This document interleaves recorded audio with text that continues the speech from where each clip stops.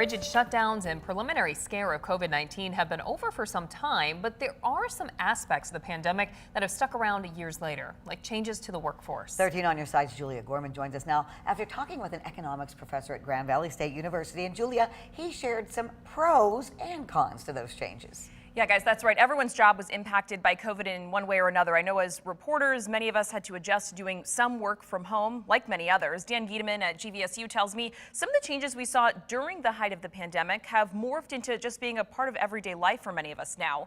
Obviously, working from home, working remotely was huge when COVID hit and for years after. Giedemann says many industries learned that, in fact, people's jobs could be done from home, at least some of the time. Now, out of that critical period, many people still work completely remote or in a hybrid form. He thinks this is something that came from the pandemic that's not going to go away anytime soon. Well, of course, there are many plus sides to this: more time at home, no commute, ability to maybe take care of kids. Giedemann also points out potential future pitfalls.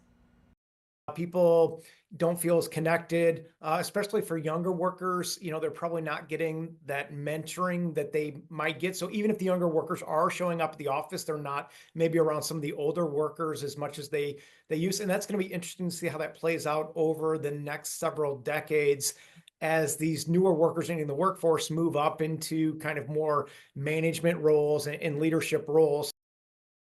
Here's an interesting fact for you that I got from Giedemann. He says the average commute for someone in the United States is 26.5 minutes one way. So if you were to go from commuting each day back and forth to working entirely from home, you'd save about 200 hours of time per year, which equals out to more than 8 days you would get back in time from commuting. Ladies, back to you. Interesting.